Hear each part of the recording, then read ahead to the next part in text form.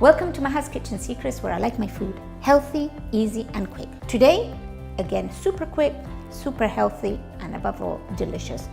It is my take on the Moroccan chicken with preserved lemon, or they call it chicken Misharmel. So, I'm going to start with some olive oil. I am going to add onions, and I've got some garlic,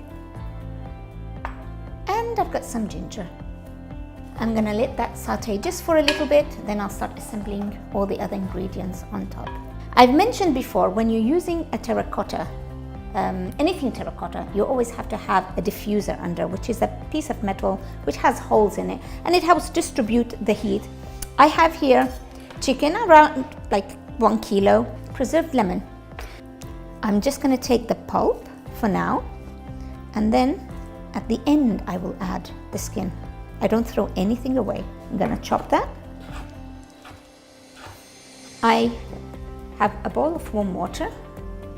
I've got some saffron, black pepper, paprika,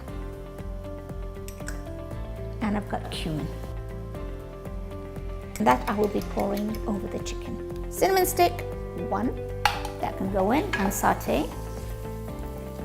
I'm just waiting for the aroma of the onion and the garlic to be released, and then I'm just ready to assemble the dish. So I'm just gonna layer the chicken, 1 layer, and I'm gonna put a little bit of my sauce. I've got my preserved lemons, the rest of the spices, salt, and again a lot of herbs, parsley, a lot of coriander.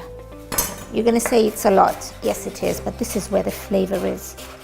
It just, all the ingredients complement each other. And I'm just going to put that on top, and that's it. I'm going to leave it on low till it's cooked. It might take an hour and a half. You have to keep checking it every now and again. Just turn it over, make sure all the spices are mixed, and we wait. The skin of the preserved lemon, I'm just going to cut it into, and that will go like 5 minutes towards the end of the cooking. Now an hour and a bit have passed. I'm just going to check, and it's bubbling perfectly. It looks perfectly cooked, and the smell is unbelievable. I'm just going to add my preserved lemon, some olives, and I'm going to let that cook for a further 5 minutes, and then it's done and it's served with couscous.